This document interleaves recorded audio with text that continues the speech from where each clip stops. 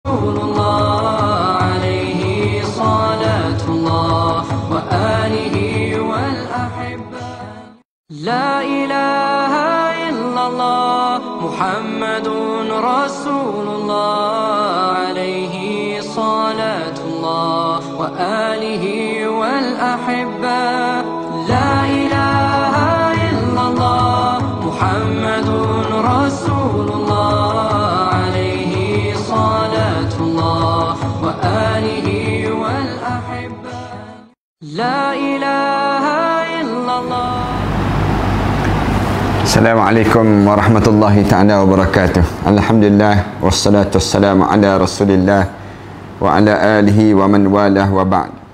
Alhamdulillah, kita mengaturkan rasa syukur yang tak terhingga kepada Allah Subhanahu wa taala di atas pertemuan dalam siri-siri kita membicarakan tentang mengenai perjalanan ke alam barzah, dan kita masih lagi di peringkat awal dalam membincangkan tentang umur yang Allah Subhanahu wa taala kurniakan dalam hidup kita ini.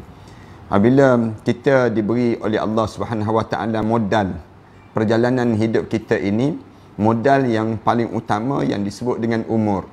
Lalu kadang-kadang di kalangan kita ini terbayang-bayang di antara kita nak panjang umur ke ataupun kita mengharapkan kematian dalam hidup kita.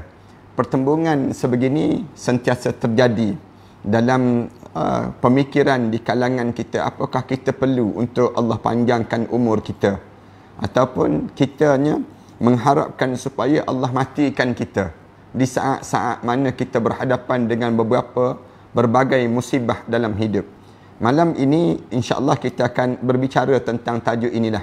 Tajuk di antara kita nak jaga yang namakan dengan umur kita supaya Allah panjangkan umur. Dalam Islam ni diajar bagaimana pada diri seseorang tersebut. Sama ada nak kita dipanjangkan umur pada diri kita, ataupun Allah Subhanahu wa taala panggil kita untuk dipanggil menghadap di hadapan dia, lebih utama dalam kehidupan kita ni. Para penonton dan sahabat-sahabat yang dihormati sekalian, tatkala mana kita sebut tentang umur ini, Rasulullah sallallahu alaihi wasallam cerita tentang kelebihan kitanya dipanjangkan umur itu. Keutamaan panjang umur dalam ketaatan pada Allah lebih utama dalam hidup kita dibandingkan dengan kita panjang umur tiba-tiba melakukan maksiat pada Allah Subhanahu wa taala. Yang ni dalam hidup kita ni, apabila satu ketika di waktu mana kita diuji oleh Allah Subhanahu wa taala, kita dibenarkan dalam syarak supaya kita baca doa tertentu. Insya-Allah kita akan sebut sebentar lagi dalam doa ini. Tapi kali ini saya nak sebut berdasar pada hadis-hadis Rasulullah sallallahu alaihi wasallam, dan juga melalui asar-asar dan juga pandangan para alim ulama, disebut bahawa dalam hidup kita ni panjang umur itu menjadi satu keutamaan dalam hidup orang mukmin. Berdasar pada beberapa perkara yang disebut dalam hadis riwayat Imam Ahmad dan juga At-Tirmizi, daripada Abu Bakrah meriwayatkan bahawa seorang bertanya pada Rasulullah sallallahu alaihi wasallam, "Ya Rasulullah, siapakah orang yang paling baik di atas dunia ini?" Ditanya oleh sahabat, tanya pada Rasulullah sallallahu alaihi wasallam, "Ya Rasulullah, siapa sebenarnya orang yang paling baik di atas dunia ini?" Rasulullah sallallahu alaihi wasallam jawab, "Orang yang panjang umur dia dan baik amalnya." Rasulullah sebut demikian. Orang yang paling baik di atas dunia ni, semakin panjang umur dia, semakin Allah jadikan pada diri dia kesalehan itu terjadi dalam hidup dia. Dia semakin nak jaga amalan-amalan. Itu kaedah lah dalam hidup kita orang mukmin ini. Jangan kita ni semakin panjang umur kita, semakin lama kita hidup, menyebabkan kita ni semakin hidup jauh daripada Allah. Jangan begitu. Rasulullah sallallahu alaihi wasallam diajar pada diri kita, biar umur kita ni lagi panjang umur kita, lagi soleh amalan kita, lagi cantik amalan-amalan yang kita kerjakan. Lalu lelaki itu tanya lagi Rasulullah, "Kalau begitu ya Rasulullah, siapa yang paling buruk atas dunia ini ya Rasulullah? Orang yang buruk pula bagaimana ya Rasulullah?" Rasulullah sallallahu alaihi wasallam jawab, "Orang yang panjang umur dia dan buruk amalnya." Ini diriwayatkan oleh Imam Ahmad dan At-Tirmizi, yang disahihkan oleh Al-Hakim, cerita tentang keadaan demikian. Rasulullah sallallahu alaihi wasallam bila ditanya dua kelompok manusia. Satu kelompok yang Allah panjangkan umur dia. Kemudian panjang umur dia, Rasulullah kata semakin panjang umur, semakin saleh dan semakin saleh dalam hidup seorang ini. Ini Rasulullah sallallahu alaihi wasallam gambarkan demikian. Kita ni kena jadi begitulah. Lagi kita pencen, lagi kita ni semakin tua, semakin berumur dalam diri kita, semakin warak. Jangan kita hidup statik. Orang main di kalangan kita ni statik je dalam hidup kita. Baca Quran sejak daripada muda sampai tua, inna a'tayna, inna anzalna dalam diri dia. Bukan begitu dalam hidup kita. Dalam hidup kita ni semakin naik. Semakin kita berumur, semakin dekat dengan Allah. Semakin berumur, semakin dekat dengan Allah Subhanahu Wa Taala. Itu cara pada diri kita. Semakin dekat dengan kematian, semakin kita ni menjadi orang yang semakin terbaik. Ini Rasulullah sallallahu alaihi wasallam sebut, inilah sebaik-baik manusia. Ini sebaik-baik manusia. Kalau kamu nak jadikan dia ketua keluarga, dialah yang sebaik dia jadi ketua keluarga. Kalau nak jadikan dia pemimpin, dialah sebaik-baik pemimpin. Pemimpin ni biar kita nampak begitu pada diri kita. Orang yang semakin panjang umur, semakin soleh dia. Semakin panjang umur, semakin terbaik dia. Ini pemimpin yang patut menjadi pemimpin pada kita. Katakanlah dia ni muda lagi, tapi soleh dia tu, kebaikan dia tu, amalan-amalan yang dia buat itu soleh di kalangan kita ni. Dia dah terbaik dah. Layaklah untuk dia jadi pemimpin pada kita. Yang ni yang menyebabkan Rasulullah kata, orang yang terbaik, orang yang umur dia dipanjangkan oleh Allah, semakin cantik amalan dia. Manakala orang yang buruk, Rasulullah sallallahu alaihi wasallam sebut, bila dia tanya, orang yang macam mana? Dia semakin panjang umur, semakin jauh dengan Allah. Ini dia semakin menurun. Ada orang semakin menegak dalam hidup dia. Ada orang yang semakin teruk. Semakin tua, semakin tak nak solat. Semakin tua, semakin dia buka aurat. Semakin tua, semakin mulut dia tak boleh nak jaga. Mulut dia ni suka mencarut, suka bercakap benda-benda yang kotor dan sebagainya. Ni tanda apa dia? Tanda dalam hidup dia, umur yang Allah jadikan pada dia semakin memburuk dan semakin memburuk. Jangan begitu. Kita dimulakan dengan hidup kita ni, semakin lama semakin soleh. Abu Hurairah meriwayatkan bahawa Rasulullah sallallahu alaihi wasallam pernah bersabda, orang yang paling baik di kalangan kalian adalah orang yang paling panjang umurnya dan paling baik amalnya. Rasulullah sallallahu alaihi wasallam ajar demikian. Kita ni biar kita ni berdoa, ya Allah, semakin aku ni panjang umur, ya Allah, semakin solehlah aku, ya Allah. Semakin panjangnya umur aku ni, ya Allah, semakin dekatlah aku dengan kamu, ya Allah. Jangan kita ni semakin panjang umur, orang Melayu kita sebut semakin panjang umur semakin menggatal. Semakin panjang umur semakin kita jauh dengan Allah. Semakin panjang umur semakin tak nampak kewarakan kita. Jangan demikian. Biar kita ni lagi panjang umur, lagi kita tinggalkan dunia. Lagi kita dekat dengan akhirat Allah Subhanahu Wa Taala. Jangan kita panjang umur, lagi panjang umur kita, lagi kita lagi jauh kita dengan Allah Subhanahu Wa Taala, dan dalam masa yang sama kita semakin buruk pribadi kita ini sendiri. Na'udzubillah min dzalik. Kemudian Ubadah ibn Samit meriwayatkan bahawa Nabi sallallahu alaihi wasallam pernah bertutur, mahukah kalian aku beritahu mengenai orang yang paling baik di antara kalian? Ubadah bin Samit disebut. Rasulullah pernah tanya, kamu nak tak kalau aku bagi tahu pada kamu orang yang paling terbaik di kalangan kamu? Siapa orang paling terbaik di kalangan kalian? Lalu sahabat-sahabat sebut, tentulah ya Rasulullah, kami nak tahu siapa yang semakin panjang umur, semakin baik di kalangan orang yang paling baik di kalangan kami ni, kami nak tahu ya Rasulullah. Lalu Rasulullah sebut, iaitu orang yang tetap dalam Islamnya dan paling panjang umurnya di antara kalian jika benar-benar dia dalam keadaan lurus dengan agamanya. Rasulullah sallallahu alaihi wasallam sebut demikian. Orang yang tetap dalam Islam, hidup dia istiqamah dengan Islam. Start daripada awal hidup dia dengan Islam, kemudian berterusan dengan Islam panjang umur dia. Kemudian panjang umur dia di antara kalian, kemudian dia benar-benar lurus dalam agama. Maksudnya bila panjang umur, maka dalam keadaan dia panjang umur tersebut, dia semakin baik dengan agama, semakin dia ni bertambah dan bertambah amalan-amalan salih dalam hidup dia. Dan kita pun nampak orang yang sebegini, lagi dia panjang umur dia, lagilah yang menyebabkan dia ni semakin dekat dengan Allah Subhanahu Wa Taala. Kita boleh nampak amalan-amalan yang mereka kerjakan ini. Auf ibn Malik berkata, saya pernah mendengar Rasulullah sallallahu alaihi wasallam bersabda. Rasulullah pernah sebut, setiap kali mana umur seorang muslim itu panjang, pasti hal itu baik baginya. Rasulullah sebut demikian. Kalau ditanya, kita bincang tajuk pada malam ini ni, mana baik di antara kita umur panjang ke pendek umur? Kalau kamu muslim, sebaiknya panjang umur.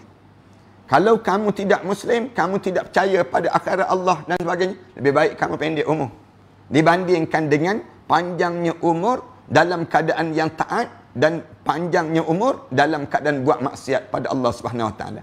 Islam diajar, kalau kamu nak panjang umur boleh, dengan syarat apa dia? Semakin kamu panjang umur, semakin kamu soleh. Semakin kamu panjang umur, semakin kamu dekat dengan Allah. Ni tak, semakin panjang umur, semakin kerap kita duduk depan televisyen untuk tengok wrestling dan sebagainya. Semakin panjang umur, lama-lama mata kita ni tak nampak. Bukan tak nampakkan apa dia. Habis masa kita dengan kerja sia-sia untuk dunia. Biarlah kita ni semakin kita tua, semakin rajin baca Quran. Sampai peringkat saya pernah sebutkan, orang yang dia semakin soleh dalam hidup dia, semakin dia berumur, semakin dia baca Al-Quran Karim, sehingga kan kita nampak tanda kesolehan yang ada pada diri dia. Orang macam ni panjanglah umur panjang mana pun, kita akan rasa kehilangan dia bila dia dipanggil menghadap di hadapan Allah. Orang soleh, bila dia nak meninggal dunia, orang dunia ni akan terasa Allah sayunya. Macam kita kehilangan Allah yarham Tuan Guru Datuk Ni Abdul Aziz Nikmat. Kita rasa sayu kita, sedih kita. Bila kita kehilangan Allah yarham Tuan Guru Datuk Dr. Harun Din, misal contohnya, kita rasa. Datuk Ishak Baharum, kita rasa. Kenapa dia kita rasa? Soleh dia. Orang-orang yang soleh ni, kalau dia meninggal dunia, dunia ni akan turut serta sayu dan sedih dengan amalan-amalan yang baik yang dilakukan waktu mana dia hidup dahulu. Tapi jangan sampai peringkat bila kita meninggal dunia, orang sebut, alhamdulillah mati juga dia ni. Lama dah berdoa nak suruh mati, tak mati-mati, lihat pula tu, orang sebut demikian. Ini punca apa dia? Punca kita tidak ada amalan yang soleh. Amalan kita ni, Rasulullah sebut, khairun nas man yanfa'un nas. Sebaik-baik manusia, orang yang boleh bawa manfaat pada manusia yang lain. Ni orang yang terbaik. Kerana Allah jadikan umur dia dengan umur-umur yang Allah kurniakan dalam hidup dia tu, semakin dia dekat dengan Allah Subhanahu Wa Taala dengan amalan-amalan. Amalan apa? Ada jemaah yang akan tanya, amalan apa Ustaz yang perlu kita nak jaga sangat dengan umur kita? Saya sering kali sebut 3 je amalan yang besar, yang patut kita jaga sangat-sangat. Yang pertama, tolong jaga yang disebut dengan keyakinan kita dengan Islam. Jaga. Hidup kita ni jangan bagi bergoyang dengan Islam. Jangan kita teragak-agak dengan Islam. Kerana ramai orang kita ni, dia teragak-agak. Saya ni boleh percaya ke dengan Islam, dia sebut demikian. Saya dalam bab ekonomi, saya tak boleh terima Islam. Saya dalam bab pendidikan, saya tak boleh terima Islam. Dia sebut demikian. Ada orang kita ni tak yakin dengan Islam. Padahal Rasulullah ajar, biar kita ni, lagi kita semakin berusia, semakin kuat keyakinan kita dengan Islam. Jangan bergoyang keyakinan kita dengan Islam ni. Ramai di kalangan kita dia teragak-agak dalam hidup dia, teragak-agak dengan Islam. Padahal Allah ajar pada kita, wala tamutunna illa wa antum muslimun. Jangan kamu mati kecuali saat mana kamu mati, kamu benar-benar seorang muslim. Pada diri kamu. Tuan-tuan kena ingat, dalam hidup saya dan hidup tuan-tuan ni, kita ni pula, bila kita semakin tua, semakin lemah badan kita. Badan kita ni jadi tak kuat. Bila badan kita tak kuat, kadang-kadang cara kita berfikir pun tak sekuat dengan waktu mana kita muda dahulu. Orang-orang tua dia nak fikir mudah. Dia nak fikir tak nak dah fikir letih-letih dan sebagainya. Lalu waktu ni lah waktu yang paling senang untuk diserang oleh syaitan. Syaitan dia kata, kamu jangan percaya sepenuhnya dengan Islam. Kamu jangan yakin sepenuhnya dengan Islam. Padahal bila sebut Islam, udkhulu fis-silmi kaffah. Masuk Islam semua sekali. Jangan kita ambil separuh dan kita kufur separuh yang lain. Tak boleh demikian. Afatu'minuna bi ba'dil kitab wa takfuruna bi ba'd. Apakah patut kamu beriman dengan separuh kitab dan kamu kufur separuh kitab yang lain? Allah tegur ahlul kitab. Jangan begitu. Orang Islam ni, bila kamu sebut Islam, kamu tak letak yang lain lagi dalam Islam. Dalam hidup kita ni, dalam hidup kita, keyakinan kita hanya dengan Islam. Jangan percaya dengan liberal. Jangan percaya dengan nasionalis. Jangan percaya dengan sekularis. Jangan percaya dengan ism-ism yang sedang dimasukkan sekarang ini dalam masyarakat kita. Sehingga kan kita ni, ada di kalangan kita ni, pada diri dia letak bahawa Tuhan ni ada banyak pada mereka sebut. Kadang-kadang saya nak tegur jugalah ramai di kalangan kita ni, bila dia sebut doalah pada Tuhan masing-masing. Tak betul demikian. Jangan ajar pada kita ni sebut berdoa pada Tuhan masing-masing. Sebut berdoalah kepada Allah dalam hidup kita. Adapun Tuhan-Tuhan yang lain ni, ilahun akhar, Tuhan-Tuhan yang lain ini, yang dicipta-cipta ni, semuanya satu bentuk penipuan dan kepalsuan. Semuanya menipu. Hanya ada di atas muka bumi ni, la ilaha illallah. Tidak ada Tuhan melainkan Allah. Lalu Islam ajar keyakinan biar kukuh dalam hidup kita. Yang pertama. Yang kedua, dalam hidup kita diajar supaya betulkan yang disebut dengan ibadah kepada Allah Subhanahu Wa Taala. Bila panjang umur, tolong jaga ibadah.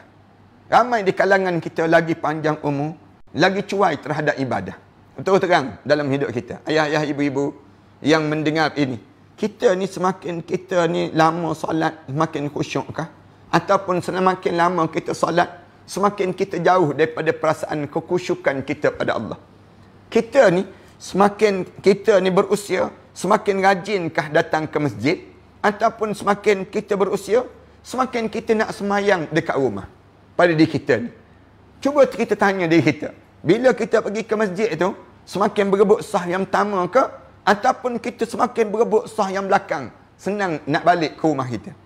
Kalau kita ni, tak sepatutnya kita ni, semakin kita berusia, semakin soleh kita, semakin kita berumur pada diri kita, semakin ke depanlah kita. Semakin khusyuklah kita. Bila kita solat, nitih air mata. Tengah-tengah qiyam tu, kita rasa lazat bacaan yang dibaca oleh imam. Waktu mana kita sujud, basah tempat-tempat sujud. Pernah tak dalam hidup kita jadi demikian? Pada diri kita ni. Kalau kita boleh jadi demikian, tanda orang ni umur yang Allah bagi pada diri dia penuh dengan kebaikan-kebaikan. Orang ni selayaknya Allah panjangkan lagi umur dia. Tak menjadi beban. Tak jadi beban dalam hidup kita. Jangan jadi macam orang yang tak beriman pada Allah. Orang yang tak beriman pada Allah, panjang umur pun, semakin panjang umur, semakin buat maksiat. Semakin panjang umur, minum arak. Semakin panjang umur, semakin jauh daripada masjid. Jangan begitu dalam hidup kita. Kita kan, dah yang lain tak ada dah dalam diri kita. Kita tak perlu dah buat kerja. Kerja tak perlu dah kita nak lakukan dalam diri kita. Kita pun dah pencen dah. Untuk apa lagi kita nak dalam hidup kita ni? Pergilah masjid-masjid. Pergi dengar kuliah-kuliah. Mendengar majlis ilmu. Tambahkan lagi ilmu. Biar kita ni semakin tambah ilmu, semakin kita dekat. Kita rasa lazat dalam ibadah kita pada Allah Subhanahu Wa Taala. Walaupun ada di kalangan makcik-makcik, pakcik-pakcik, kadang-kadang dia datang majlis ilmu, kadang-kadang dia tertidur dalam majlis ilmu. Saya nak sebut pada anak-anak, kalian lebih baik ayah-ayah kalian tertidur dalam majlis ilmu dibandingkan dengan ayah ibu kalian tertidur di atas tempat tidur di rumah masing-masing. Tertidur dalam majlis ilmu dapat pahala juga. Tapi jangan niat nak tidur, jangan. Tapi dalam hidup kita tertidur dalam keadaan ketaatan pada Allah itu jauh lebih baik daripada kita tertidur di saat mana kita menghabiskan masa-masa kita. Orang tanya, kamu buat apa sekarang? Tak ada buat apa-apa dah. Buat apa sekarang ni? Dah tak ada buat apa-apa ni? Dia jawab, buat dek je, dia sebut demikian. Ini perangai di kalangan, sebahagian di kalangan kita. Jangan begitu. Yang kedua, tolong jaga apa dia? Jaga ibadah pada Allah. Saya bincang panjang lah. Dalam bab ibadah sebelum daripada ni, saya sebut, yang pertama kena jaga ibadah ni, jaga ibadah apa dia? Ibadah solat. Yang ni kena jaga sungguh-sungguh. Pastikan ayah dan ibu kita, semakin dia berusia dalam hidup dia, semakin jaga solat dia. Kerana ada PL, ada perangai. Orang kita ni, semakin dia tua, semakin dia tak nak jaga solat. Jadi macam cuai. Solat dia jadi tak khusyuk. Yang kedua, dia jadi malas. Malas untuk nak solat. Yang ketiga, pada diri dia tersebut, malas untuk nak berjemaah, malas. Malas untuk nak solat pun malas. Yang ni yang bahaya. Biar kita ni fokus. Anak-anak ni, di kalangan anak-anak ni, tengok mak ayah kita ni. Lagi dia panjang umur dia tu, semakin dia dekat dengan Allah ke, semakin dia jauh dengan Allah. Biar kita ni memastikan dia. Abah, Umi, kita sebut. Ayah, kita sebut pada dia. Pastikan ayah, abi, umi, semua ni, pastikan lagi panjang umur, lagi dekat dengan Allah dalam bab solat. Solat yang pertama. Yang kedua, tolong jaga di kalangan kita ni dalam bab ibadah apa dia? Jaga yang namakan dengan pada diri masing-masing ni, jaga untuk bacaan Al-Quran Karim. Al-Quran. Mak ayah kita ni suruh dia rajin baca dengan Al-Quran. Baca Quran dengan Quran. Dalam rumah tu, jangan kita biarkan berlalu begitu saja dalam hidup kita tanpa membaca Al-Quran. Jangan. Masa-masa sebegini ni, masa semua keluarga kita berada kat rumah dan sebagainya, Quran mesti boleh baca. Saya tengok ramai kawan-kawan yang buat live di kalangan mereka tersebut, buat live ni untuk baca Quran dengan anak-anak, baca Quran dengan keluarga. Ini bagus dalam hidup kita. Jangan ada seorang pun yang mengikuti rancangan ini tak boleh baca Al-Quran Karim. Saya sentiasa sebut kat situ, pastikan tuan-tuan, kalau tuan-tuan tak boleh baca Quran, tuan-tuan carilah jalan-jalan untuk membaca Al-Quran. Sebab ramai sangat sekarang ni ada apps saya tengok untuk membaca Al-Quran. Saya tengok ada yang disebut dengan apa dia? Dengan belajar cara online. Dengan kita boleh hantar melalui WhatsApp dan sebagainya. Sekarang ada pula dengan teknik-teknik yang lain pula. Kita boleh baca Quran direct. Melalui handphone kita boleh baca dengan guru-guru kita. Dengan satu kelas kita boleh buat. Dengan app yang ada ni. Tuan-tuan bolehlah dalam hidup kita ni untuk tumpang belajar Al-Quran Karim dalam diri kita. Al-Quran. Yang kedua, mesti jaga. Yang ketiga, saya nak sebutnya apa dia?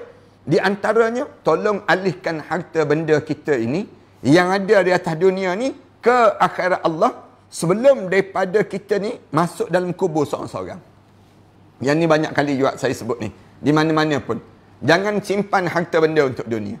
Ayah-ayah kita bila panjang umur, mak kita panjang umur, bagi tahu pada dia terus. Mak ada tanah, ayah ada tanah. Tanah-tanah ni kita settlekan dulu untuk keluarga dan sebagainya. Lepas mana tu baki tu untuk bekalan mak dan juga ayah ke akhirat Allah SWT. Ramai di kalangan kita ni biar. Tahu-tahu mak dia meninggal dunia. Ayah dia meninggal dunia. Masuk dalam kubur di saat mana harta benda tak selesai. Harta benda ni tertinggal di atas dunia. Bila tertinggal, anak-anak berkelahi. Berebut yang tu, berebut yang ni. Nak bahagian tu, nak bahagian yang depan, bahagian belakang dan sebagainya. Bila berebut ni, mak dan ayah yang masuk dalam kubur ni terseksa kerana apa dia? Kerana tak sempat nak alihkan harta ni ke akhirat Allah SWT. Panjang umur, biar kita ni jaga ibadah. Yang ni saya masukkan. Yang ketiga, panjangnya umur ni, semakin panjang umur, semakin jaga akhlak. Tolong jaga perangai. Perangai di kalangan kita ni.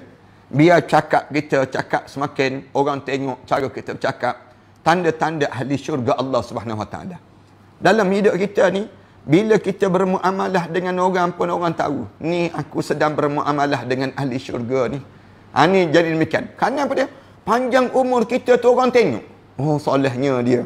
Dengan karangan-karangan kitabnya, dengan amalan-amalan hidupnya, kehidupan dia ni. Ni bila panjang-panjang umur sebegini, orang yang panjang, Allah jadikan panjang umur dia.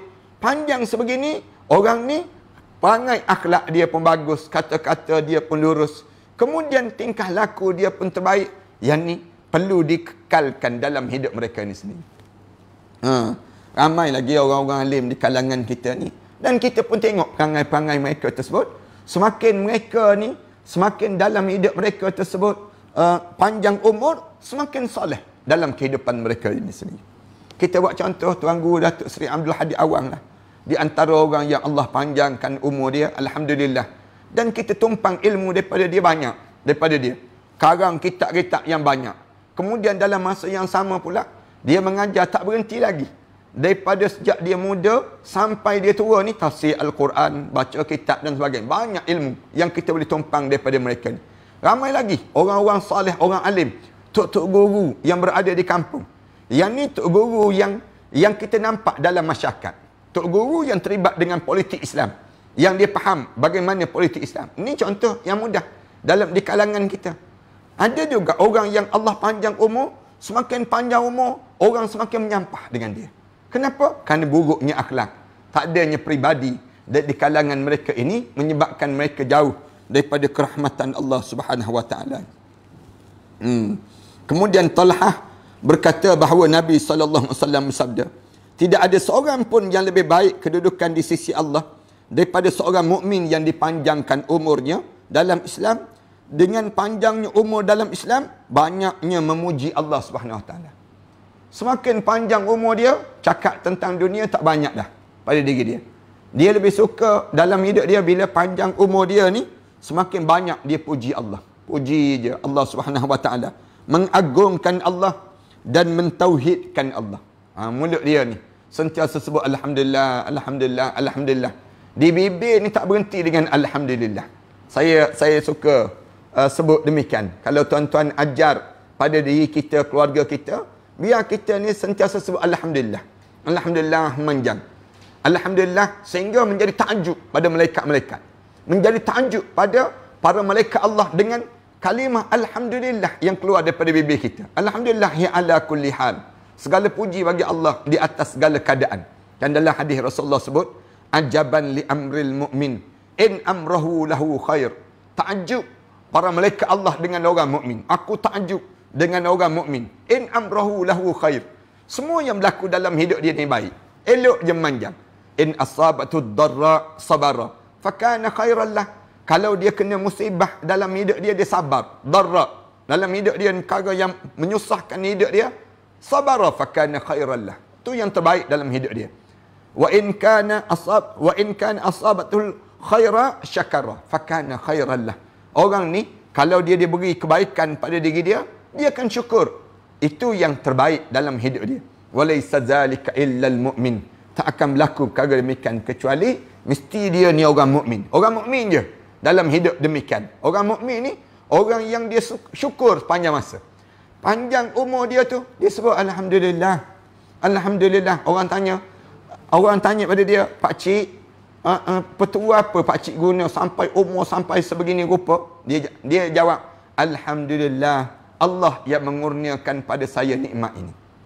Ada setengah orang, kalau kita tanya dia, petua apa yang biasa guna ni sampai panjang umur ni? Orang tanya pada dia, dia umur dia sebut, saya minum air suam dalam hidup saya. Saya guna dengan apa dia? Dengan aloe vera. Saya guna dengan macam-macam gaya. Saya makan ubat herba ni. Saya macam ni nak memanjangkan umur. Bukan kerana yang demikian. Yang menyebabkan kamu dapat panjang umur ni, siapa yang bagi? Allah yang kurniakan pada seorang. Bila Allah kurniakan pada kita panjang umur, lalu dalam hidup kita ni, kitanya sentiasa memuji Allah. Puji Allah. Bukan sekadar puji Allah, mengagungkan Allah. Panjangnya umur, sentiasa sebut Allahu Akbar. Allahu Akbar. Allahu Akbar ya ala kulli hal. Segala puji bagi Allah di atas segala keadaan. Kemudian dalam masa yang sama, mentauhidkan Allah. Itu yang tiga benda yang saya sebut sebelum daripada. Mengesahkan Allah. Lagi kita semakin dekat nak mati, di antara benda yang kita akan lalui nanti, insya-Allah kita akan sebut. Apa dia? Syaitan yang akan ganggu. Syaitan kata jangan sebut la ilaha illallah. Jangan kamu balik kepada Allah. Lalu mulut kita ni sebutlah la ilaha illallah. Kita lawan. Tiap-tiap hari ni sentiasa sebut la ilaha illallah Muhammadur Rasulullah. Ulang dan ulang. Tak adalah zikir yang paling afdal atas dunia ni. Bila tanya, zikir apa yang paling afdal untuk kita yang mengingati Allah di atas muka bumi ni? Zikir la ilaha illallah Muhammadur Rasulullah. Ini keutamaan panjangnya umur. Lalu boleh tak pada diri kita ni beberapa dalil-dalil yang saya sebut ni, dan kita tanya balik, ada tak boleh tak kita mengharapkan kematian? Boleh. Ulama-ulama jawab boleh. Dasar pada bila kita takut ditimpa dengan fitnah-fitnah. Bila kita diuji dengan ujian-ujian yang teruk dalam hidup kita ni, boleh juga kita minta mati. Lebih baik mati daripada hidup. Bila berhadapan dengan fitnah. Pernah saya nak sebut tentang Thauban berkata bahawa Rasulullah sallallahu alaihi wasallam pernah berdoa, "Ya Allah, aku memohon kepada kamu agar dapat mengerjakan berbagai kebaikan, meninggalkan kemungkaran dan mencintai orang-orang mukmin, mencintai orang miskin.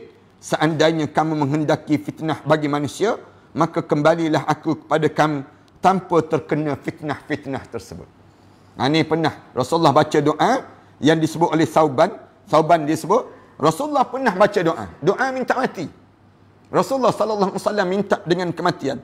Doa Rasulullah apa dia? "Ya Allah, aku memohon kepada kamu ya Allah." Ini cara agar dapat mengerjakan segala kebaikan. Doa Rasulullah sallallahu alaihi wasallam, "Ya Allah, aku mohon pada kamu nak suruh aku ni jadi mudah dalam nak melakukan kebaikan, meninggalkan kemungkaran. Aku minta supaya mudah je untuk tak nak buat benda yang mungkar. Benda yang mungkar tu berpaling terus. Kemudian dan mencintai orang-orang miskin." Rasulullah sallallahu alaihi wasallam baca doa, "Seandainya kamu menghendaki fitnah bagi manusia itu ya Allah, maka kembalilah aku kepada kamu tanpa terkena dengan fitnah-fitnah itu." Fitnah-fitnah itu apa dia? Depan nanti insya-Allah kita akan sebut sikit lagi tentang fitnah-fitnah. Demikian juga Sayyidina Umar radhiyallahu anhu pernah baca doa, pernah berkata, "Ya Allah, kekuatanku telah berkurang." Ini Sayyidina Umar sebut, badan aku ni kuat tak sama lagi dengan zaman-zaman muda dahulu. Kemudian usia aku pun telah semakin tua. Sayyidina Umar baca doa demikian. Usia aku semakin tua, sementara rakyat aku telah semakin ramai. Ini doa yang dibaca oleh Sayyidina Umar. Sayyidina Umar sebut ada Allah, dalam hidup dia sedang melalui keadaan demikian. Oleh kerana itu, ya Allah, kembalilah aku kepada kamu tanpa disia-siakan dan dihinakan aku. Ini Sayyidina Umar sebut demikianlah. Kerana dia rasa beban dalam hidup dia ni semakin bertambah, semakin tambah. Tetapi kudrat semakin tak kuat. Tak sama dengan muda. Tapi di saat mana rakyat-rakyat semakin ramai. Rakyat-rakyat semakin ramai. Aku, ya Allah, baliklah pada kamu, ya Allah. Di saat mana aku ni tidak disia-siakan segala amalan-amalan aku dan aku tidak dihinakan di sisi kamu, ya Allah. Doa Sayyidina Umar Al-Khattab. Belum sampai hujung bulan, beliau meninggal dunia terus. Sayyidina Umar ni kalau kita baca dalam sirahnya, dia di antara orang yang kena bunuh pada disebut Abu Lu'lu'ah yang membunuh Sayyidina Umar. Bila saat mana fitnah-fitnah yang berlaku di kalangan yang disebut dengan di kalangan sahabat-sahabat ni semakin kuat, mereka ni dalam keadaan yang mereka semakin teruk ni, lalu Sayyidina Umar kata, aku tak semakin kuat dah ya Allah nak melalui keadaan sedemikian rupa. Ini fitnah-fitnah. Depan nanti saya akan sebut fitnah apa yang menyebabkan pada diri kita ni boleh untuk kita baca doa demikian. Lebih lanjut disebut lagi hal itu dibaca. Al-Ulaim Al-Kindi berkata, saya pernah bersama Ubay Abbas Al-Ghifari berada di tempat yang tinggi. Lalu dia melihat satu kaum berlari menghindari penyakit taun. Pernah satu ketika dia Ulaim Al-Kindi ni dia tengok Ubay Al-Abbas Al-Ghifari berada di tempat yang tinggi, lalu melihat kaum berlari. Kerana lari itu, satu kaum tu lari takut daripada serangan virus taun di waktu tersebut. Lantas dia berkata, wahai penyakit taun, jemputlah aku bersama dengan kamu. Bila orang tengok orang lari itu, dia pun sebut, wahai penyakit taun, matikanlah aku. Ambil penyakit taun, virus taun tu, jemput aku sekali, biar aku mati bersama dengan kamu. Macam sekarang ni lah, wabak coronavirus ini, ataupun COVID-19 ini, COVID-19 ini, bila berlaku tersebut, ada orang alim yang dibaca doa demikian. Dia kata, wahai COVID-19, matikanlah aku dengan kematian kamu. Kita dengar kan, kita tengok dalam kes-kes yang berlaku ni, ada orang-orang yang alim, yang Allah panggil menghadap. Boleh jadi kerana doa-doa yang dibaca di kalangan mereka tu. Bila dia sebut saja begitu, dikatakan sebanyak 3 kali. Dia sebut tu sebanyak 3 kali. Ulaim Al-Kindi ni, bila dia duduk dengan Ubay Al-Ghifari ni, di tempat tinggi dia tengok orang lari kerana takut dengan taun yang berlaku ni. Lalu dia pun baca doa ini sebanyak 3 kali. Dia sebut, wahai penyakit ta'un, matikanlah saya bersama dengan kamu. Ulaim bertanya kepada dia, tanya pada Ubay Abbas Al-Ghifari, kenapa kamu baca doa demikian? Mengapa kamu sebut begitu? Bukankah Rasulullah telah bersabda? Katanya Ulaim Al-Kindi ini berkata, tidakkah Rasulullah sallallahu alaihi wasallam pernah sebut, tidak sepatutnya salah seorang di antara kalian mengharapkan kematian, kerana pada saat kematian terputuslah semua amalnya. Rasulullah sallallahu alaihi wasallam kata, tak patut di kalangan kalian ini minta supaya mati. Tak patut. Rasulullah sebut dalam hadis Rasulullah yang lain. Rasulullah kata, kalaulah kamu minta mati juga, habislah amalan kamu. Rasulullah sallallahu alaihi wasallam sebut demikian. Akan tetapi jangan pula kalian lari ataupun menolak daripada kematian. Rasulullah dah pesan dah, jangan kamu lari daripada mati dan jangan kamu tolak mati. Bila sampai saatnya, apatah lagi sampai mencela kematian itu. Lalu Rasulullah kata, cela mati ni pun tak boleh. Cela mati ni pun dilarang. Rasulullah sallallahu alaihi wasallam pesan demikian. Kemudian Ulaim, lebih lanjut Ulaim menceritakan bahawa Abu Abbas berkata, lalu Ulaim disebut Abu Abbas berkata, tidakkah kamu mendengar Rasulullah sallallahu alaihi wasallam pernah bersabda, mengapa yang dibaca doa yang begitu? Doa, wahai COVID-19, datanglah, tariklah nyawa aku, matilah aku bersama dengan kamu di saat mana kena penyakit yang virus sebegini. Kenapa baca doa ni? Boleh tak kita baca doa demikian? Lalu disebut Rasulullah juga pernah bersabda, bersegeralah kalian pada kematian kerana 6 perkara. Rasulullah kata, kalau kamu diuji dengan fitnah 6 perkara ni, bolehlah kamu minta mati. Boleh dalam hidup kamu untuk kamu berlaku kematian pada kamu. Yang pertama, kerana kekuasaan dipegang oleh orang-orang yang bodoh. Rasulullah kata, sebab yang pertama, kamu minta mati ni bila pemimpin-pemimpin yang memimpin kamu tu orang-orang bodoh. Orang-orang yang kamu lantik dia, tengok-tengok CJ palsu rupa-rupanya. Senang ceritanya. Nak sebutnya, tengok-tengok pemimpin-pemimpin yang khianat. Pemimpin-pemimpin yang menipu. Pemimpin yang tak jaga kepentingan ummah. Tetapi pemimpin yang sibuk nak jaga kepentingan mereka itu sendiri. Puak-puak mereka ini sendiri. Ini pemimpin-pemimpin yang bodoh. Itu sebab yang pertama.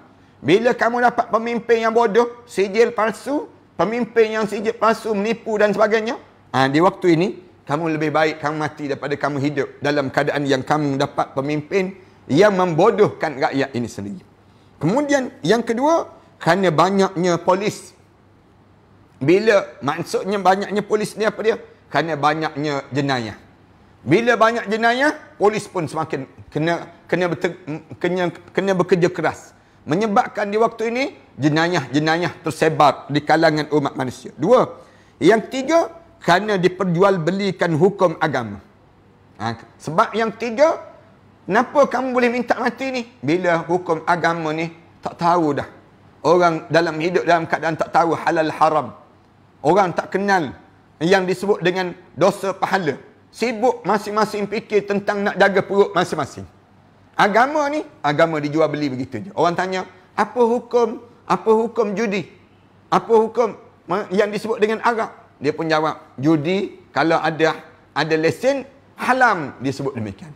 Ni nak sebutnya gambaran pada mereka. Hukum agama diperjualbeli pada mereka sebut. Kemudian yang keempat, kerana diremehkan darah. Bunuh-membunuh terjadi. Pembunuhan, adik-beradik bunuh sama-sama adik-beradik. Darah ni tak ada nilai lagi dalam hidup di kalangan mereka tersebut. Kemudian seterusnya, kerana diputuskan silaturrahim. Serta Al-Quran dijadikan sebagai seruling oleh sekelompok manusia, iaitu pada mereka mengumpulkan seorang untuk menyanyikan Al-Quran bagi mereka, padahal ia adalah orang yang paling sedikit pemahaman terhadap Al-Quran Karim. Rasulullah sallallahu alaihi wasallam sebut, apabila di kalangan kamu menampilkan orang yang mula dalam keadaan yang memutuskan silaturahim, masing-masing sibuk dengan kehidupan dunia. Saya sebut banyak kali lah, ada hikmah kot Allah jadikan COVID-19 ini untuk kita cari balik adik-beradik kita. Kalau tak buat COVID 19 ini boleh jadi kita ni sibuk lagi hidup kita. Bila berlaku COVID-19 ini menyebabkan berlakunya tahanan terhad ni, baru seorang isteri perasan dia ada suami rupa-rupanya. Baru seorang suami perasan dia ada isteri dalam hidup dia. Baru dia perasan mak ayah, baru perasan dalam hidup masing-masing ada anak rupa-rupanya. Baru tahu. Baru sibuk berulang-alik ke dapur, kejap ke dapur, kejap ke tandas.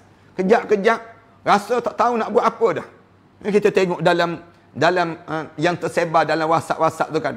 Tidur bangun dia. Malas dah dia. Tak tahu nak buat apa dah. Ni tambah pula 14 hari. Sampai 14 hari bulan April. Bila lagi tambah ni, lagi menambahkan kebosanan bagi mereka yang bosan.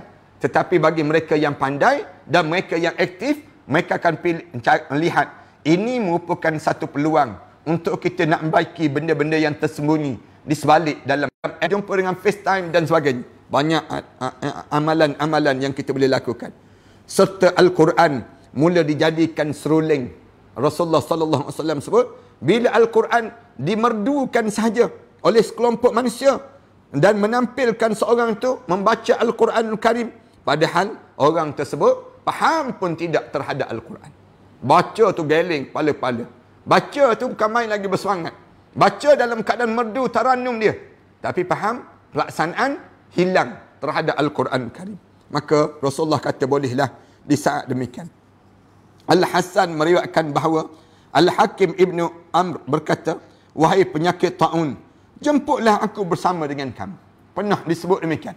Bila Al-Hasan, dia diriwayatkan Al-Hakam bin Amr berkata, bila datang penyakit ta'un, dia kata, wahai penyakit ta'un, jemputlah aku, matikanlah aku bersama dengan kamu. Kemudian ditanya pada dia, mengapa kamu berkata demikian? Orang tanya dia, mengapa kamu minta demikian? Padahal kamu telah dengarkan Rasulullah bersabda, tidak sepatutnya salah seorang di antara kalian mengharapkan kematian. Kan ada kan? Dalam Rasulullah sallallahu alaihi wasallam sebut, jangan kamu harapkan kematian dalam hidup kamu. Lalu dia jawab, saya pernah mendengar apa yang telah kamu dengar itu, tetapi saya ingin segera mati kerana 6 sebab. Dia sebut, saya pernah dengar, Rasulullah pernah sebut demikian.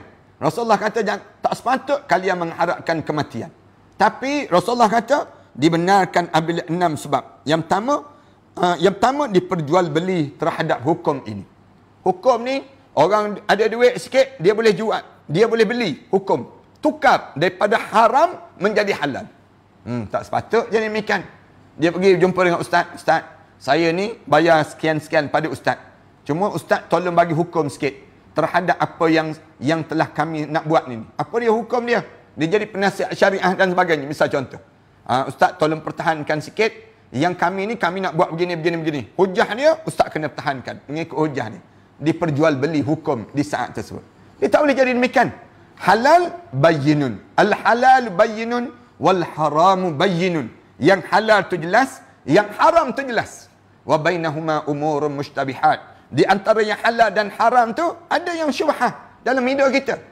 Tak boleh kita jual beli hukum tersebut, tak boleh demikian. Yang keduanya, kerana ramainya polis, kerana jenayah semakin banyak, pemerintahan yang dipegang oleh anak beranak. Rasulullah kata, bila pemerintahan tu anak beranak dia, bapa Perdana Menteri, kemudian anak dia timbalan Perdana Menteri, menteri-menteri dia, anak-anak saudara dia, sepupu-sepupu dia, yang menyebabkan anak beranak je di kalangan mereka tersebut, kitaran. Bila pemerintahan di kalangan anak beranak ditumpahkan darah, berlakunya pertumpahan darah, saling bunuh-membunuh, diputuskannya silaturrahim.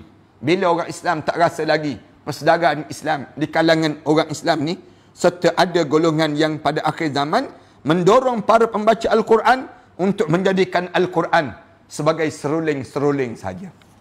Ini di antara sebab-sebab. Dalam hadis Rasulullah sallallahu alaihi wasallam cerita perkara demikian, nak gambarkan pada kita, bila kita boleh mengharapkan fitnah kerana mengharapkan kematian kerana 6 sebab tersebut, mudah-mudahan Allah selamatkan pada kita daripada keadaan yang berlaku ini sendiri. Ini disebut Ibnu Abi Ad-Dunya, Al-Khatib dan Ibnu Asakir menceritakan bahawa Abu Bakrah Asy-Sya'bi radhiyallahu anhu mengatakan, demi Allah, tidak ada nyawa yang keluar yang lebih aku sukai daripada nyawa aku ini. Tidak juga nyawa lalat yang sedang terbang ini. Pernah disebut demikian. Bila disebut sahabat tabi'in dia kata, aku ni tak adalah nyawa yang lebih paling aku suka saat ini kecuali nyawa aku sendiri keluar daripada jasad aku. Orang ramai pun hairan. Lalu bertanya pada dia. Tanya pada Ibnu Asakir yang cerita pada tentang Abu Bakar Ashabi radhiyallahu anhu ini. Orang ramai tanya pada dia. Kenapa? Dia jawab, aku takut menjumpai satu zaman yang pada masa itu aku tidak mampu untuk menegakkan amar ma'ruf dan nahi munkar. Dia kata, aku takut bila Allah panjang umur aku hidup satu zaman yang tak boleh tegakkan amar ma'ruf nahi munkar. Bila amar ma'ruf nahi munkar ini tak boleh tertegak, lalu apa yang terbaik pada hari tersebut? Dalam hidup kita ni, apa yang terbaik? Dalam diri kita ni.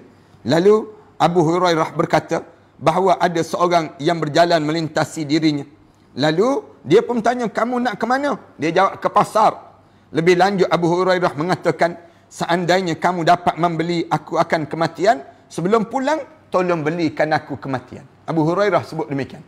Kenapa? Kerana di antara sebab lagi naknya mati ni bila amar ma'ruf tak boleh terjadi, nahi munkar tak boleh terjadi dalam diri kita, mati lebih baik daripada kita hidup. Nak suruh orang buat baik pun tak boleh. Semua dilarang. Nak buat baik pun orang larang, orang tegah, orang bunuh kita dan sebagainya. Ataupun kita cegah kemungkaran pun, orang kata yang mungkar tu ma'ruf. Yang mungkar tu jadi baik. Maka mati lebih baik daripada kita hidup di saat yang sedemikian rupa.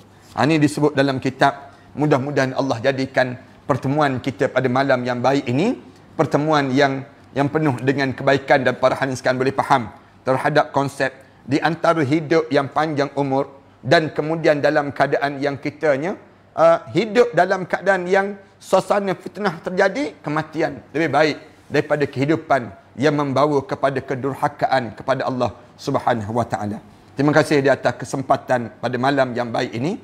Saya cerita sikit dalam siri yang ketiga kita dalam membicarakan tentang siri-siri keperjalanan ke barzah, insya-Allah. Mudah-mudahan Allah jadikan pertemuan kita ini pertemuan yang diberkati dan dirahmati di sisi Allah, dan Allah masukkan kita di kalangan hamba Allah yang saleh. Tuan-tuan, saya suka nak sebut tentang mengenai satu kitab ini. Saya akan terangkan pada minggu akan datang, minggu yang akan datang, tentang kitab ini, persiapan menjelang kematian. Bila dekat-dekat nak mati itu, amalan apa yang kita kena buat? Dekat-dekat kita nak menghadap di hadapan Allah. Minggu depan, tuan-tuan, saya berharap tuan-tuan dapat memiliki kitab ini. Tuan-tuan boleh terus ke talian 019 577 6306 577 6306. Tuan-tuan terus ke talian ini untuk dapatkan kitab inilah. InsyaAllah dia akan post. Dan bila semua sahabat-sahabat dah ada kitab ni, kita akan huraikan satu demi satu, insyaAllah. Satu malam je saya akan terangkan dalam kitab ini. InsyaAllah kita akan cerita tentang bila dekat nak mati betul-betul, sama ada kita nak mati ke ataupun keluarga kita nak mati, ayah kita nak meninggal dunia, amalan apa kena buat. Saya cadangkan orang yang berada dalam tempat-tempat yang hampir-hampir dengan kematian, kalian bacalah kitab ini. Ikut je susunan ini. Ada yang tanya nak buat apa dalam hospital bila kita tak tahu. Kan saya dengar cerita tentang keluarga-keluarga COVID-19 ini. Kadang-kadang bila hantar mak ayah tu ke hospital, hantar untuk meninggal dunia. Dia panggil. Hantar begitu dah. Hantar yang terakhir dalam hidup. Tak jumpa. Nak tengok jenazah pun tak boleh dah. Lepas pada meninggal dunia ini sendiri. Sebelum meninggal dunia ni, saya cadangkan di kalangan kita ni, pakak-pakak memiliki kitab ini pada talian 019 577 6306. Kalian cepat-cepat ke talian tersebut lah, insya-Allah. Kemudian saya suka juga nak sebut bahawa kita sedang mengumpulkan barangan dapur ini. Tuan-tuan, kita nak dapatkan barangan dapur ini untuk kita sedang agih-agihkan. Hari ini kita telah agihkan dekat dengan 150 kit di kalangan orang-orang yang terhad perjalanan mereka. Ada di kalangan kita ni orang yang susah-susah dan sebagainya. Saya mengambil peluang dan kesempatan yang terhad ini untuk kita nak agih-agihkan. Saya agihkan di Shah Alam, kemudian saya agihkan di Kelantan, saya agihkan juga di Kuala Terengganu, saya agihkan juga di Kedah. InsyaAllah 2-3 tempat ini kita sedang agihkan kit ini, dan insyaAllah kita, kalau kita ada tempat-tempat yang ada lebih lagi, kita akan agihkan lagi. Dengan cara kita dapatkan daripada di kalangan masyarakat kita ni, kita dapatkan ramai-ramai. Bila kita dapatkan keadaan barang ini sendiri, insyaAllah suasana yang kita dapat ini, bila kita dapat saja barang-barang, duit-duit, tuan-tuan boleh terus back in kan saja ke talian 013 617 1941. Tuan-tuan back in kan pada akaun Matan. Matan ni, Matan Center ni kat bawah tersebut. Dalam tempat ni tuan-tuan boleh nampak tempat ni, ataupun di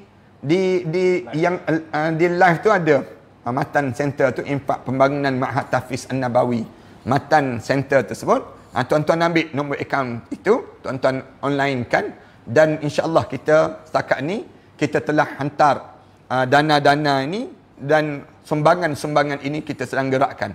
14 hari lagi tempoh yang ditambahkan ini menjadi kesukaran dan kesusahan. Tak mudah barang sekalian. Di kalangan masyarakat kita ramai yang susah-susah. Di samping tersebut, saya juga telah minta supaya dapur Tokku untuk bungkuskan nasi-nasi di sekitar frontliner kita ni. Kita bagi nasi bungkus. Kalau tuan-tuan rasa RM50 itu besar sangat, tuan-tuan boleh bank in-kan dalam RM7 saja. RM7 untuk satu bungkus nasi ini sendiri. Bila tuan-tuan masukkan dalam RM7 dalam akaun Matan Center ni juga, saya harap tuan-tuan SMS maklumat 013-906-1204. Ni talian ini tuan-tuan terus ke talian ini, maklumkan pada dia saya telah bank in-kan sejumlah demikian. Mudah-mudahan Allah Subhanahu Wa Taala akan menambahkan lagi rezeki kita, dan Allah menyediakan makanan-makanan pada kita waktu mana kita dalam kubur dan di akhirat, bangun di padang mahsyar nanti, bertambah lagi rezeki-rezeki kita ni sendiri. Di samping, saya suka nak sebut juga bahawa produk yang sedang kami keluarkan ini, produk yang disebut dengan susu kambing dan juga kurma ajwa. Tuan-tuan boleh combinekan, tuan-tuan dapatkan bahan-bahan ini di talian di Matan Bis 019-258-2293. Ini di antara semua produk-produk saya membangunkan balik sekolah Ma'had Tahfiz yang sedang saya bangunkan ini. Di belakang saya ni ada lebih kurang 5 buah sekolah tahfiz. Satu di Kelantan, satu lagi di Pahang, satu lagi di Shah Alam, Syekh Syalapan, satu lagi di Pulau Langkawi, satu lagi di Kuala Terengganu. Dan kita bantu juga satu Ma'had Tahfiz di selatan Thailand. Dan insya-Allah saya akan maklumkan dari masa ke semasa nanti insya-Allah. Walaupun sekalipun saya nak ucap terima kasih banyak-banyak pada sahabat-sahabat yang telah memberi bantuan dan sumbangan. Ada sahabat-sahabat yang macam-macam gaya lah, mulut-mulut manusia ni, yang suka pun ada, yang tak suka pun ada, yang sibuk dengan dalam keadaan mengeji dan mencaci dan sebagainya. Kita tak layan. Saya kesian saja pada mereka-mereka yang mengeji dan mencaci tersebut, tetapi saya doakan mudah-mudahan Allah buka hati-hati di kalangan kita ini sendiri. Ada soalan yang ditanya ni, di YouTube ni kita digalakkan, Kunina tanya, kita digalakkan sentiasa berzikir dan berselawat setiap masa. Tanyaan saya, boleh dikira biji tasbih apabila berzikir dalam hati sambil bekerja ataupun berjalan? Terima kasih Ustaz. Sama ada kita nak kira ataupun kita tak nak kira, terpulang. Kalau nak kira, itu pun disebut dalam hadis Rasulullah. Yang tak terkira pun disebut juga dalam hadis Rasulullah sallallahu alaihi wasallam. Rasulullah sallallahu alaihi wasallam ajar dua-dua. Kita nak kira pun tak apa, kalau kita tak nak kira pun tak apa. Misalnya contoh yang dikira, kalimah subhanallah walhamdulillah wala ilaha illallah wallahu akbar. Subhanallah 33 kali, alhamdulillah 33 kali, Allahu akbar 33 kali. Misal contoh Rasulullah sallallahu alaihi wasallam sebut demikian. Tu kira. Rasulullah kira. Ada kalimah yang Rasulullah sallallahu alaihi wasallam sebut, tak payah kira pun tak apa. Baca aja zikir dan zikir pada kita ni sepanjang masa di kita. Kemudian ada lagi soalan, Ustaz, apakah hukum tidak memandikan jenazah COVID-19 ini? Hukum dia adalah harus dan wajib di saat ini. Harus dan wajib di saat yang sebegini. Kerana apa dia? Kerana kalau kita mandikan jenazah tadi yang ditanya oleh Afiq Firdaus, dia akan menyebabkan virus itu berjangkit pada orang lain pula. Berjangkit pada mandi jenazah. Lalu keadaan ini mudarat, membawa mudarat. Maka ulama-ulama telah mengeluarkan fatwa bahawa jenazah ini bolehlah diurus dengan urusan yang paling mudah dan paling baik. Mudah-mudahan bila kita urus macam ni, jenazah-jenazah ini dianggap mati syahid, yang disebut dengan jenazah syahid akhirat Allah Subhanahu Wa Taala. Kemudian Muhammad Nizul Hisham Muhammad Zawawi tanya, bagaimana cara untuk menegur ayah dan ibu untuk mereka yang lebih kuat beribadah di kala usia emasnya? Mohon petua daripada Ustaz. Biasanya saya sebut tegur mak ayah kita ni, yang pertama guna bahasa yang lemah lembut. Kita sebut pada mak kita, ayah kita, mak, ayah, sebenarnya masa kita ni semakin hampir dengan menghadap depan Allah. Lalu apabila kita meninggal dunia nanti, mak, ayah, kita bawa amalan je, kita tak bawa yang lain. Kita sebut demikian. Sebut dan ingatkan pada dia. Saya tengok ramai dah orang meninggal dunia, harta benda dia tak guna, pangkat dia tak guna, tapi yang diguna ialah amalan untuk menghadap depan Allah. Mak, abah, sembahyang kita kena jaga, kita sebut. Kemudian bukan kena jaga, kena tambah. Biar kita semakin banyak. Mak sama juga pada diri kita. Kita sebut pada mak kita dengan cara yang lemah lembut. Satu, yang pertama. Yang kedua, kita buat sendiri. Malam-malam kita bangun tahajud. Bangun, kejut anak-anak kita, bangun tahajud. Biar anak-anak kita pakat-pakat bangun. Bila bangun-bangun, semua masa-masa bangun, maka di waktu tersebut mereka pun ikut sama. Sama juga dengan bila kita nak makan. Mak ayah kita ni makan terus, tak sempat nak baca doa. Kita, keluarga kita, bila kita duduk je baca doa, Allahumma barik lana fima razaqtana wa qina adzabannar. Lama-lama terikut amalan ini, amalan yang baik ni. Sebab tu Allah bila dia sayang pada satu keluarga ni, dia akan bagi orang-orang tertentu untuk menyedarkan keluarga ni. Kita ni kan kadang-kadang kita jahat, tapi kalau Allah sayang pada kita, Allah bagi pasangan hidup kita yang baik. Allah bagi pasangan hidup kita ni yang baik. Pasangan kita ni sentiasa tegur pada diri kita. Bang, yang ni kena buat, begini kena buat. Ni tanda kita ni, Allah nak tunjuk jalan kita ke syurga Allah. Kadang-kadang kita jahat, pasangan kita jahat, tapi Allah kurniakan kepada kita anak-anak yang baik. Anak-anak kita ni, bila kita kata, pergilah sekolah, belajar kat sekolah sekian. Dia jawab, tak nak, saya nak sekolah tahfiz. Dia sebut demikian. Anak sebut demikian, terdiam mak ayah. Kadang-kadang mak ayah dia diam, lama-lama menitik air mata dengar anak-anak yang mula boleh baca Quran lancar, merdu pula suara, jadi imam pula solat, menyebabkan berubah. Kita ni pun berubah kerana anak kita. Kadang-kadang kita jahat, pasangan hidup kita jahat, anak kita jahat, tapi kita dapat menantu yang baik. Menantu ni, Allah hantar menantu yang soleh dalam keluarga kita. Menantu yang solehah dalam keluarga kita. Tanda Allah nak sayang pada keluarga kita. Ini cara demikian. Mereka ni menunjuk jalan. Kadang-kadang dengan menantu pun hantu dipanggil. Kadang-kadang dalam keluarga kita ni. Tapi Allah kurniakan pada kita yang disebut dengan jiran-jiran yang baik, cucu-cucu yang baik. Ni semua ni untuk nak menegur kepada orang yang semakin baik dalam kehidupan mereka ini sendiri. Muhammad Sinar Wahyu Predator, dalam keadaan negara dunia diserang penyakit COVID-19 ini, apa yang harus kita lakukan, Ustaz? Saya sebut zikir biar banyak, taubat biar berterusan pada diri kita, taubat. Kemudian doa pada Allah. Saya dengar tadi Perdana Menteri pun berdoa kepada Allah. Bagus. Inilah kali pertama dalam sejarah negara kita Perdana Menteri baca doa. Tak pernah lagi kita dengar Perdana Menteri baca doa. Tahun ni Perdana Menteri baca doa. Kali pertama dalam sejarah negara. Alhamdulillah, rasa sejuk hati dalam suasana kita sekarang ni. Mudah-mudahan Allah rahmati negara kita ini dan Allah jadikan kebaikan berterusan pada kita. Umur Ustaz berapa? Semoga Allah panjangkan usia Ustaz untuk kerja dakwah. Umur saya baru 40-an. Bukan baru jugalah, dah lama tu. Umur yang ditanya oleh sahabat-sahabat kita Nur Ya Salam ini tanya soalan umur Ustaz berapa tersebut. InsyaAllah kita mudah-mudahan Allah panjangkan umur kita dan Allah jadikan kebaikan berterusan pada diri kita. Kemudian Bel Preti tanya, Assalamualaikum Ustaz, apakah hukum memberi sedekah dengan duit nafkah suami yang bagi sedangkan suami tak reda? Bila suami dah bagi pada kita, dia jadi milik kita. Jadi milik kita. Bila dia jadi milik kita, kita boleh bagi. Kita boleh bagi. Itu cara demikian. Yang tak boleh, kita ambil duit suami, kita bagi sedekah. Itu tak boleh. Kerana dia masih lagi milik suami. Tapi kalau suami dah bagi pada isteri dia, dah bagi dah. Jadi di waktu tersebut, kitanya bagi senyap-senyap. Bagi perlahan-lahan, kita bagi demikian. Itu sah. Islam benarkan. Dan itu hak kita lah. Pahala tu dapat pahala pada kita. Suami pula pelik. Isteri nak buat benda yang baik. Takkan kita tak nak bagi. Bagilah. Benda yang baik kan. Bagi sedekah tu. Dia mewakili keluarga kita. Bila dia mewakili keluarga kita, dia sedekah. Dia bagi. Akhirat nanti kita jumpa balik. Yang dia bagi tadi. Jangan risau. Suami-suami jangan jadi kedekut. Suami-suami kena jadi pemurah. Jangan kita jadi suami yang kedekut. Jangan.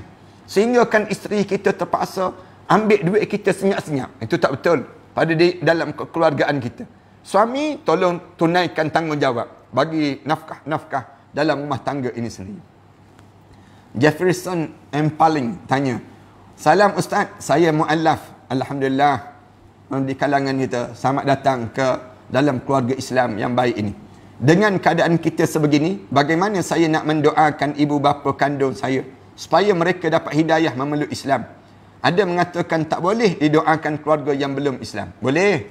Tak betul. Yang kata tak boleh tu dia je seorang tak boleh. Kita boleh doa kepada, dan Rasulullah sallallahu alaihi wasallam pun diajar oleh Allah baca doa, Allah mahdi qaumi fa innahum la ya'lamun. Ya Allah, tolong bagi hidayah pada kaumku, sesungguhnya mereka tak mengetahui ya Allah. Maka doa kita pada mak kita, ayah kita pun kita doa yang dengan syarat mereka masih lagi hidup. Baca doa, ya Allah, selamatkanlah ayah saya ya Allah. Bagilah petunjuk dan hidayah untuknya ya Allah. Untuk ibu demikian juga. Lalu kita diajar supaya kitanya bagi dan kita bagi. Doa-doa kita ni sentiasa berterusan. Kemudian tunjuk akhlak yang baik. InsyaAllah Allah buka hati-hati yang lembut itu untuk bersama dengan Islam. Kemudian, Ustaz, apa hukum sedekah dulu baru bayar hutang? Saya jawab, kalau kita jamin diri kita boleh bayar hutang, bolehlah kita bersedekah dahulu. Tapi kalau kita tak ada jaminan untuk kita nak bayar hutang, maka sedekah ini mesti didahului membayar hutang daripada kitanya bersedekah. Di kalangan kita. Ustaz, macam mana nak istiqamah tinggalkan maksiat? Dekat dengan orang saleh. Jangan jauh daripada orang saleh. Dekat dengan orang saleh ni untuk menjadikan kita istiqamah dalam diri kita. Kemudian dalam masa yang sama baca doa, ya muqallibal qulub, tsabbit qalbi ala dinika wa ala ta'atika subhanaka inni kuntu minaz zalimin. Baca doa, ya Allah, tolong tetapkanlah hati aku ya Allah. Ya muqallibal qulub, wahai Tuhan yang balik-balikkan hati, tsabbit qalbi, tolong tetapkanlah hati aku ala dinika, di atas agama kamu, wa ala ta'atika, dalam mentaati kamu. Subhanaka inni kuntu minaz zalimin. Juliana Ramli sebut, doakan saya sekeluarga kekuatan keimanan, ketakwaan untuk menghadapi fitnah yang berluasa sekarang. Ya, kita sama-sama doakan. Mudah-mudahan Allah jadikan pada diri kita ni, untuk kita ni semakin dekat dengan Allah, dan kita diberkati dalam kehidupan kita. Ustaz, Yusri Darus tanya, Ustaz, cara nak tegur staf tempat kerja yang tak nak solat dan mempersenda-sendakan kita bila kita mengajak solat. Kita jangan lemah dan jangan putus asa. Jangan kita ni kecewa dengan setiap kali mana orang mengejek kita, orang kata pada kita. Kita ni kena kuatkan jiwa kita. Kerana kita tahu bukan kita seorang dicerca, dipersenda, tetapi Nabi Muhammad sallallahu alaihi wasallam itu dipersenda. Dengan kita ajak solat pun, yang Rasulullah ajak orang solat pun, di waktu tersebut Rasulullah dipersenda. Rasulullah diletakkan dengan perut lembu di atas kepala Rasulullah, menangiskan Fatimatul Zahra. Dan kita ni, dalam diri kita, jangan putus asa. Hari ni mungkin mereka tak kenal, mereka tak tahu kita. Tapi lama-lama, insya-Allah Allah Subhanahu Wa Taala akan bukakan hati mereka. Boleh jadi masa akan menjadi mengubati dalam perjalanan kehidupan kita ini sendiri. Dan mudah-mudahan Allah jadikan kebaikan berterusan di kalangan kita ini, dan soalan-soalan sahabat-sahabat ni. Ustaz, kalau kita selamat di alam kubur, adakah perjalanan seterusnya akan selamat juga? Ya, mudah-mudahan kita tidak diganggu lagi. Bila masuk dalam kubur, start daripada kita mula masuk kubur, sampailah kita ni selamatnya, siapa yang selamat dalam kubur, Rasulullah sebut, selamatlah yang akan datang nanti. Manakala orang yang tak selamat di awal masuk kubur, maka di waktu tersebut panjanglah perjalanan dia, dan seksaan itu semakin lama, semakin panjang, semakin lama, semakin panjang, untuk dia sampai ke dalam syurga Allah Subhanahu Wa Taala. Mudah-mudahan Allah jadikan pada diri kita lah. Ada yang minta doa, salam Ustaz, tolong doakan saya cepat bertemu dengan jodoh. Kemudian saya jaga mak dan saya selepas mana abah saya meninggal. Moga doanya Allah berkati pada kita, insya-Allah. Mudah-mudahan Allah ketemukan jodoh yang baik pada mereka yang belum bertemu dengan jodoh ini, dan kita harap supaya Allah jadikan kebaikan ini bertambah di kalangan kita, dan Allah jauhkan kita daripada yang namakan dengan daripada kita hidup dalam keadaan yang bersendirian dan dengan maksiat-maksiat yang terjadi di kalangan kita ini sendiri, insya-Allah. Kemudian ada yang tanya lagi tu, tanya Kuriso Wado tanya, Ustaz, boleh tak kalau korban gunakan duit hak main kutu, Ustaz? Main kutu boleh. Dengan kita guna duit main kutu ni, duit kita kumpul yang di kalangan kita sebut. Jadi kita guna duit kita ni, lepas tu kita bayar balik dengan syarat kita jangan mengelak dalam kutu kita. Jangan ada yang buat khianat dalam kutu ni sendiri. Tu, dan saya tak cadangkan dalam bab ini sebenarnya, dalam di peringkat kita, kecuali kutu di kalangan adik-beradik orang yang kita betul-betul yakin di kalangan kita, itu lain di kalangan kita ni. Kemudian saya doakan Malaysia buat kerajaan Islam macam Brunei. Mudah-mudahan, insya-Allah, mudah-mudahan Allah jadikan kebaikan itu. Dan Assalamualaikum Ustaz, boleh tak saya beri duit pencarian saya pada anak-anak, sedangkan duit itu dari orang yang saya tak tahu orangnya? Kalau kita tak tahu daripada sumber mana, jangan kita bagi pada diri kita. Dalam diri kita ni, bila kita ni dalam keadaan yang kita tahu sumber dia, barulah kita boleh pada diri kita ni. Semua benda kena ikut Islam. Muhammad Khalid hanya politik Islam. Diamlah RBA. Saya nak sebut, memang hidup kita ni semua dengan Islam, termasuk politik. Politik ada politik Islam. Jangan ada di kalangan kita sebut, saya tak nak terlibat dengan politik, Ustaz. Bila kita tak terlibat dengan politik, orang politik kan kita. Cerdik tak cerdik kita. Dalam hidup kita, kena ada politik Islam. Rasulullah diajar macam mana politik Islam. Diajar cara demikian.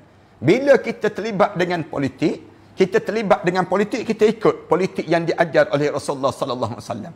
Masalah di kalangan kita ni, orang kita dia tak belajar politik Islam. Dia belajar politik Machiavelli. Dia belajar politik sekular. Yang menyebabkan akhirnya berlakulah yang disebut dengan cacian, makian, kejian ini.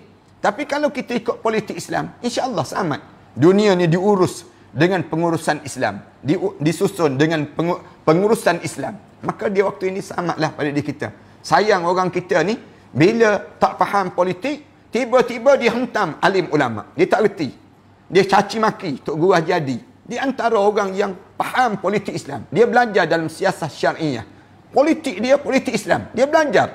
Di peringkat ilmu dia, tak ada orang politik di Malaysia kita ni yang belajar politik Islam kecuali Tok Guru Datuk Seri Abdul Hadi Awang dan juga beberapa orang lain yang ada ni sendiri. Politik Islam ni yang Allah bagi pada kelebihan pada orang-orang yang alim sebegini, dia boleh nampak benda apa yang nak berlaku. Benda apa yang akan berlaku pada mereka sebut. Yang ni yang disebut ittaqu firasatul mu'minin. Bertakwa kamu dengan firasat orang mukmin. Rasulullah ajar demikian. Maknanya dalam hidup kita ni jangan ada di kalangan kita tak terlibat dengan politik. Tuan-tuan dekat nak meninggal dunia nanti, tuan-tuan, politik ni bila roh sampai di halqum ni, syaitan menyamar menjadi arwah ayah. Menyamar menjadi arwah ibu kita. Waktu mana menyamar tersebut, ramai mana orang kita ni terkeluar daripada Islam yang dalam keadaan masing-masing kerana tak kukuh politik mereka dengan politik Islam itu sendiri. InsyaAllah kita sampai masa nanti kita akan bercerita dalam bab yang demikian, insyaAllah. Kemudian dalam Facebook lagi, Ustaz, sistem syura itu apa? Syura maksudnya mesyuarat cara Islam. Duduk ramai-ramai orang-orang alim yang faqih, orang dia ada syarat-syarat ahli syura. Orang yang Dia panggil syura ni dalam bahasa Arab, mesyuarat dalam bahasa Melayu. Lalu mesyuarat, cara syura ni diajar dalam Islam macam mana? Orang yang alim, orang faqih, orang yang saleh, orang ni selayaknya untuk berada dalam ahli majlis syura, dia panggil demikian. Ahli majlis syura ni ahli majlis mesyuarat lah di kalangan kita. InsyaAllah. Salam Ustaz, bolehkah saya bersedekah tetapi pahala saya membayar hutang orang yang rompak dan samun saya ketika mana dahulu? Macam mana pula tu dipanggil? Siapa yang samun siapa ni? Bila saya membayar hutang orang yang saya rompak, dia pernah jadi perompak dan saya samun ketika dahulu. Tak boleh demikian. Yang rompak dan samun tu kita kena bayarlah. Kita kena bayar sendiri. Kita kena bayar jumpa balik dengan yang kita rompak, yang kita pernah samun mereka tu, kita jumpa balik. Atau kalau kata Ustaz, saya tak jumpa dah orang macam tu, saya tak tahu kat mana. Hari-hari kita ni derma niat pada orang yang kita samun, orang yang kita pernah rompak dahulu. Amalan-amalan kita ni kita baca, ya Allah tolong ampunkanlah dosa kita dengan amalan-amalan ni. Amalan yang baik kita ni, innal hasanatu yuzhibnas sayyiat. Benda yang baik yang kamu buat menghabiskan benda yang buruk yang berlaku dalam hidup kamu sebelum daripada ini. Jadi saya harap supaya sahabat-sahabat Samsul Haslina ini, mudah-mudahan Allah jadikan pada kalian orang yang dibukakan hati, dan Allah jadikan kebaikan yang tambah sehingga akan terhapus dosa-dosa yang sebelum daripada ini, insya-Allah. Terima kasih sekali lagi tuan-tuan pada malam yang baik ini. Mudah-mudahan Allah jadikan pertemuan kita ni pertemuan yang diberkati dan dirahmati di sisi Allah. Mari kita sama-sama baca doa. Mudah-mudahan doa kita ni mengangkat bala-bala yang sedang melanda di kalangan kita pada saat ini. A'udzubillahi minasyaitonirrajim. Bismillahirrahmanirrahim. Alhamdulillahirabbil alamin. Wassalatu wassalamu ala asyrafil anbiya'i wal mursalin wa ala alihi wa sahbihi ajma'in. Allahumma shrah lana sudurana wa hassin akhlaqana wa yassir lana umurana. Ya Allah, ya Tuhan kami, saat negara kami sedang dilanda dengan COVID-19 ini, ya Allah, kami pohon pada kamu, ya Allah, agar kamu mengangkatlah bala-bala yang sedang, virus-virus yang sedang menyerang kami ini, ya Allah. Kamu ringankanlah bebanan masyarakat kami ini, ya Allah. Kamu tambahkanlah rezeki bagi mereka yang banyak menyumbang sumbangan-sumbangan yang baik itu, ya Allah. Ya Allah, ya Tuhan kami, berilah peluang untuk kami berRamadan dengan keadaan kembali sebagaimana biasa, ya Allah. Ya Allah, bagilah peluang untuk kami, ya Allah, untuk menikmati bulan Ramadan yang indah yang bakal menjelang tidak berapa lama lagi ini, ya Allah. Jadikanlah peluang untuk kami sujud dan sujud pada kamu, ya Allah.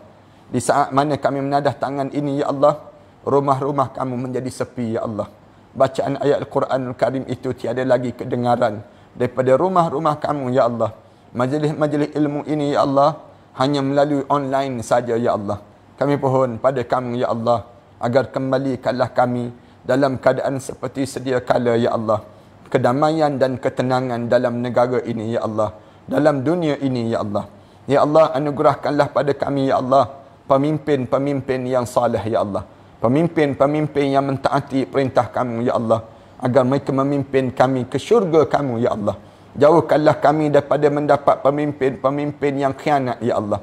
Mereka yang mengkhianati tanggungjawab yang telah diberi pada mereka itu, ya Allah. Kami pohon pada kamu, ya Allah, agar kamu rahmatilah kami ini, ya Allah. Jadikanlah kekeluargaan kami kekeluargaan yang saleh, ya Allah. Suburkanlah anak-anak kami yang sedang membesar itu dengan Al-Quran, ya Allah. Jadikanlah keluarga kami, ya Allah, keluarga yang penuh dengan ketenangan dan kebahagiaan, ya Allah. Rabbana alaika tawakkalna wa ilaika anabna wa ilaikal masir. Ya Allah, saat mana kami menadah tangan ini, ya Allah, anak-anak muda yang sedang ingin mendapatkan jodoh mereka itu, ya Allah, kamu jodohkanlah dengan jodoh-jodoh yang baik, ya Allah. Mereka yang sedang menunggu kedatangan zuriat, ya Allah, kamu tambahkanlah zuriat-zuriat yang baik dalam kekeluargaan itu, ya Allah. Anak-anak yang tidak mempunyai rezeki-rezeki kerja-kerja yang baik itu, ya Allah, kamu jadikanlah pada mereka, ya Allah, rezeki-rezeki yang menambah dan kebaikan yang terusan, ya Allah. Rabbana alaika tawakkalna wa ilaika anabna wa ilaikal masir. Rabbana atina fid dunya hasanah wa fil akhirati hasanah wa qina adzaban nar. Sallallahu ala Muhammad wa ala alihi wa sahbihi wa sallam. Walhamdulillahi rabbil alamin. La ilaha illallah. إلا الله محمد رسول الله عليه صلاة الله وآله والأحبة لا إله إلا الله محمد رسول الله عليه صلاة الله وآله والأحبة لا إله إلا الله محمد رسول الله عليه صلاة الله وآله